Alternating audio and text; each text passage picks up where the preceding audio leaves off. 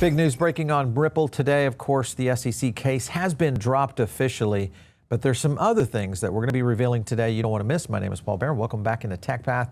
Let's get started today. I do want to thank our sponsor, and that is Uphold, which is a great place for you guys to maybe start your crypto journey. Plus, you can also get staking rewards, which is back now up to 12.8%. And of course, all that available over on uphold.com. So check it out. Use our link down below for some special offers. Let's go over into the first clip today, and I want to get into this. This is Cathie Wood breaking down a little bit on what's going on with her Bitcoin and her Robinhood investments. Take a look. There has been a serious dip in markets, Cathie. If you had to choose where you would buy the dip the most, would it be in Bitcoin, Tesla, or Nvidia? Oh my goodness.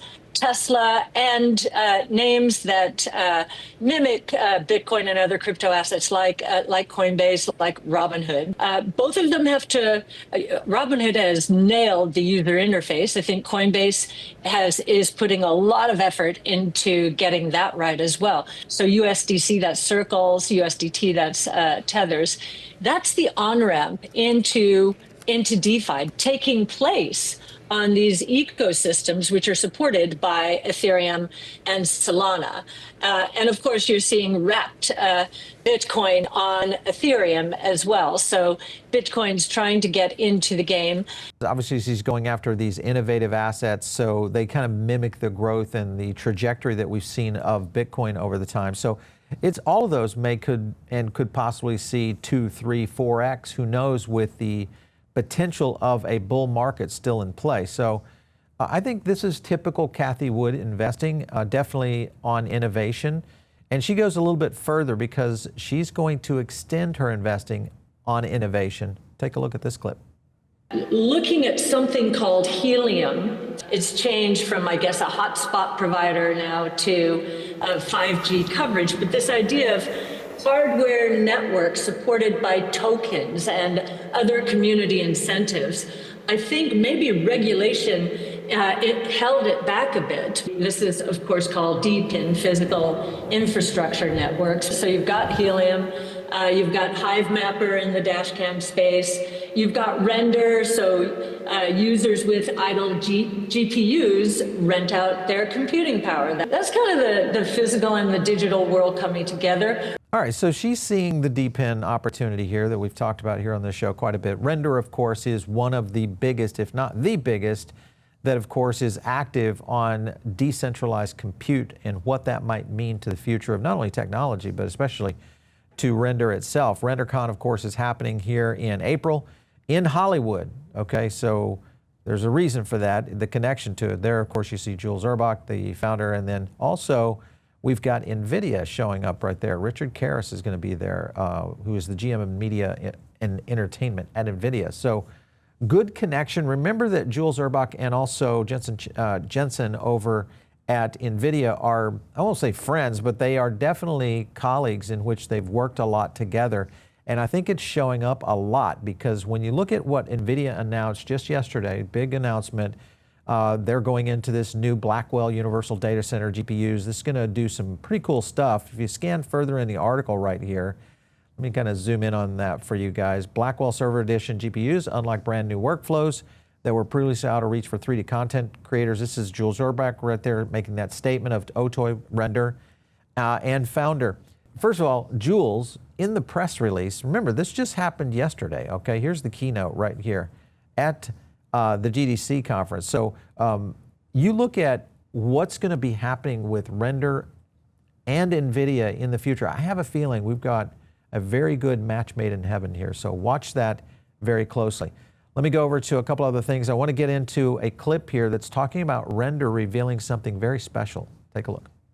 We're finally at a point where our compute API is in private beta. What I want to show you guys is just a quick visual example of what we mean here.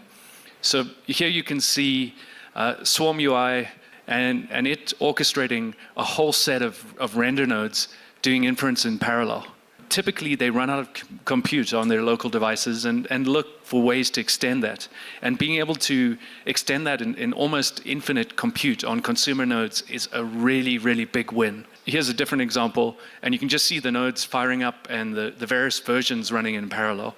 The whole idea is definitely we'll launch with, a couple of the well-known open source models, Flux, Stable Diffusion, Onion, and we'll add more as we go there. If I wanted to go to Amazon and do the same thing, do you guys ever do comparisons on what that would look like? Yeah, on the rendering side, a multiple less, so a tenth is sort of the range. So you can do 10 times more, provide 10 times the value to customers with the same budget. I think there's a massive cost saving that can be realized here. All right, so this to me is a critical market breakthrough. And what I mean by that is when we look at AI and the potential use cases of it, Render is going to be a pivotal company in how we see graphics, video, images, etc. rendered, especially with decentralized compute. This is a big deal, guys. So if you're not following this token and this company right now, you should be. Now it goes a little bit further because there's one thing that is starting to happen is the evolution of how we'll see this maybe in-game or even within Web3 applications. This is where Render is partnering with Futureverse. Now remember, Futureverse, part of the XRP ecosystem. Take a look at this. We've chosen a couple of early stage beta partners to try and help integrate with.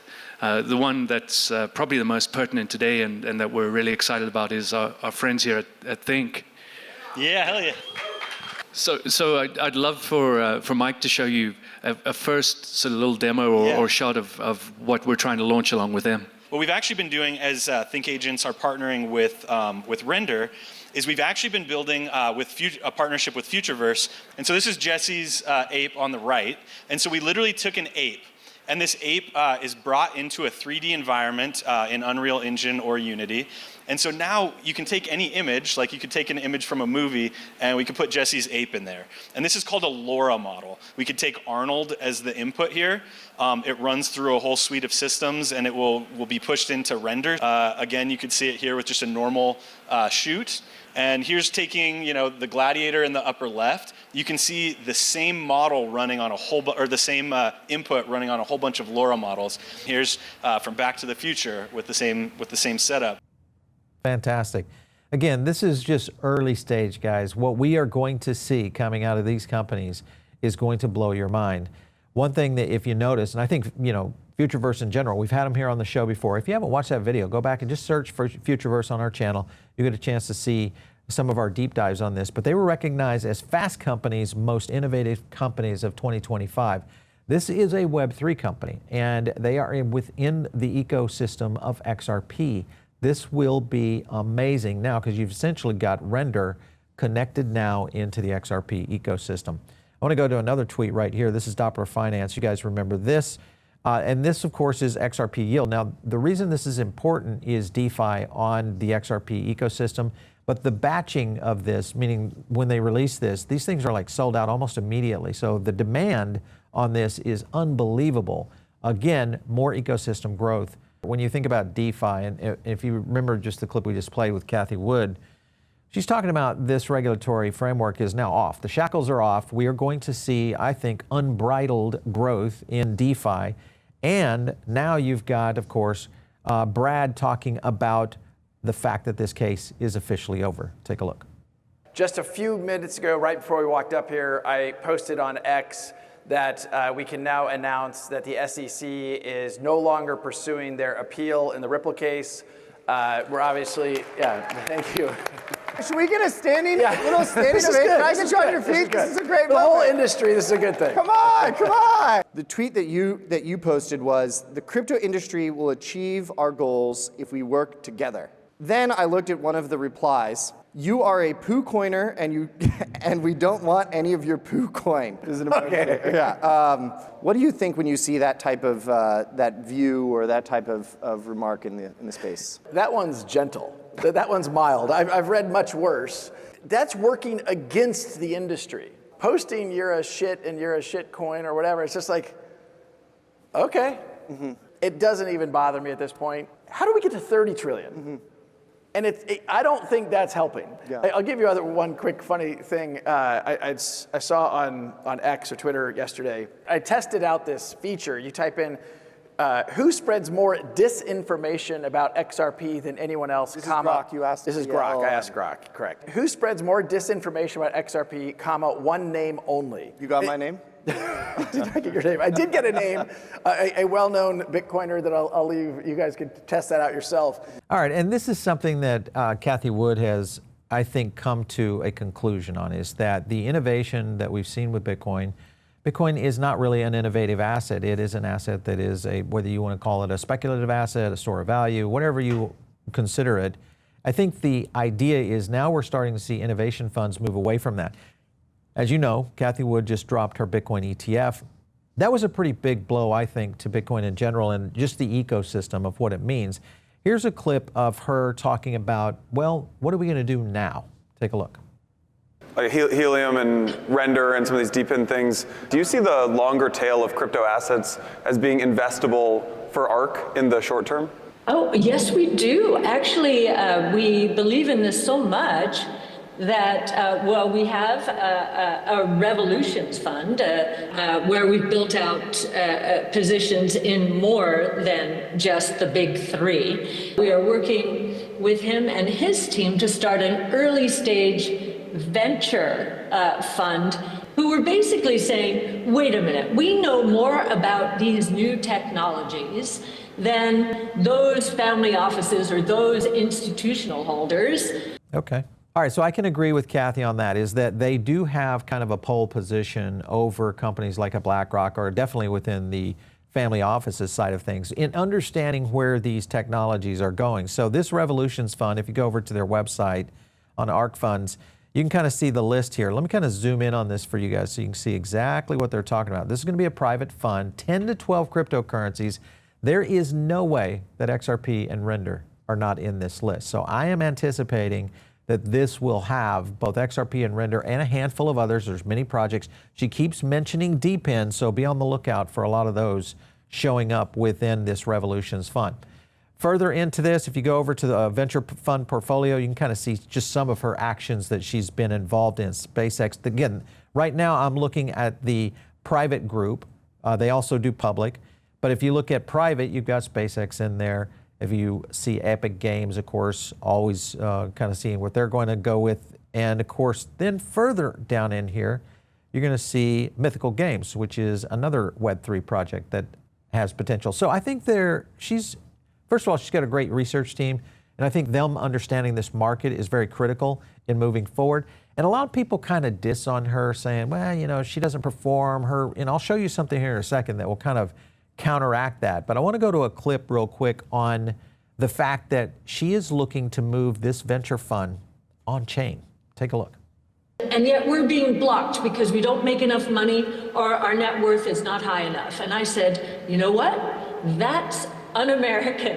And so that's when we went about trying to find, how can we do this? So, I mean, we'd love to be able to tokenize our venture fund or our crypto revolutions fund. So we don't believe this is too soon. This is now. Ethereum, Solana, the use cases for those are multiplying. You know, in terms of our own venture fund, I mean, we could see tokenizing that, putting it on chain.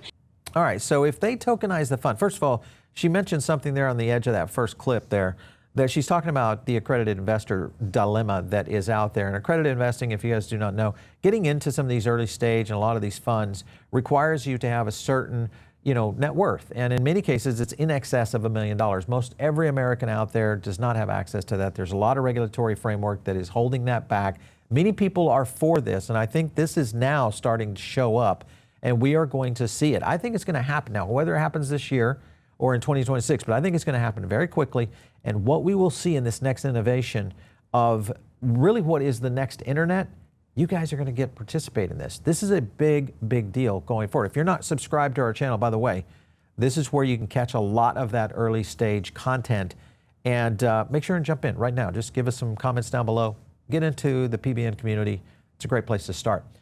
Now, as I said earlier, a lot of people kind of hate on Cathie, saying, well, you know, she doesn't do that well. You know, if you compare her to Warren Buffett, you know, this is what happens. So this is Warren Buffett's performance right here. And I'll just kind of show you guys.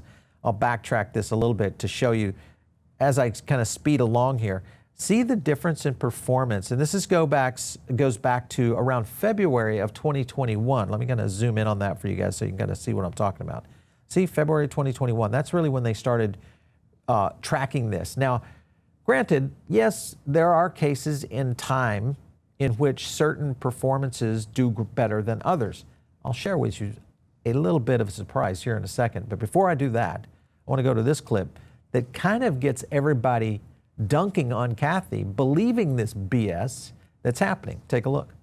I saw the best animation over the weekend comparing Warren Buffett and Cathie Wood's strategies over the past 4 years. Warren Buffett's kicked some fucking ass, this guy. He's up 67, she's down 63. Like, it's crazy. He's had his ups and downs, God. but hers just kept going down. Why do people listen to her? Literally, the best thing we could do is to have the CIA plant her and Chamath as Russian asset managers, and we would bankrupt the country. Honestly, I love a visual because you're like, see what I'm saying kind of stuff. It's the power of branding. Yeah. She talks about things like hash rates with her big chunky glasses and says, send me $1 billion and I will turn it into 220 million. But look how cool my big chunky glasses are. All right, so I'm going to have to defend Cathie there because Scott Galloway, and that's, of course, Kara Swisher of the Pivot podcast. If you guys want to go over there and leave some comments for them, do that. Tell them PBN sent you. But if you really look back at the performance, when markets are actually in flux, well, this is Cathie Wood's performance. So they are going after parabolic growth. So it's the key is understanding when to buy these dips, which is what Cathie is doing right now. If you look at 22, when this market starts to trend down, there's 23. We're still in that. We have yet to see that parabolic growth. And here we are in 24. This is the trough of her performance. This is the meat of her performance, and it outshines Warren Buffett maybe 10-1 in comparison. So innovation wins in the end. I totally agree with what her strategy is. You guys just have to sit back and kind of understand where this is going. It's the same thing with a lot of things that are happening in crypto right now. Let's take a look at the charts real quick. Obviously, we have to take a look at XRP. XRP is on the move right now. Actually been on the move really since about the 11th of March. What is that growth on that dip right there? If we go on the spread all the way to where it is, a 38% move right now on XRP in a market that is considered to be flat right now. Obviously, this is off the news of the announcement of the SEC disclosing that they are no longer going to pursue the case. And then, of course, Bitcoin holding right now at 84K, which is a big marker that everybody's been watching for. The other one to keep an eye on that I've talked about in this video is Render. This one, of course, remember, Render's been on our show for a very, very long time in terms of when we are looking at exits and entries. The opportunity here for Render might be breaking out, especially with all the advancement that's been happening in the AI chip game and the evolution of these models. Because remember, these language models that we're starting to see, these LLMs that are coming out, and the opportunity for these graphics to really go to the next level, Render could be right there in the middle. This connection to Futureverse, the XRP ecosystem, who knows what's going to be next. If you guys want to catch us, do it in the Diamond Circle. That's our own private group. You guys can join in. It's very easy. Also get into on the Telegram group. If you want to chat with me directly, catch me on X at Paul Barron. We'll catch you next time right here on TechPath.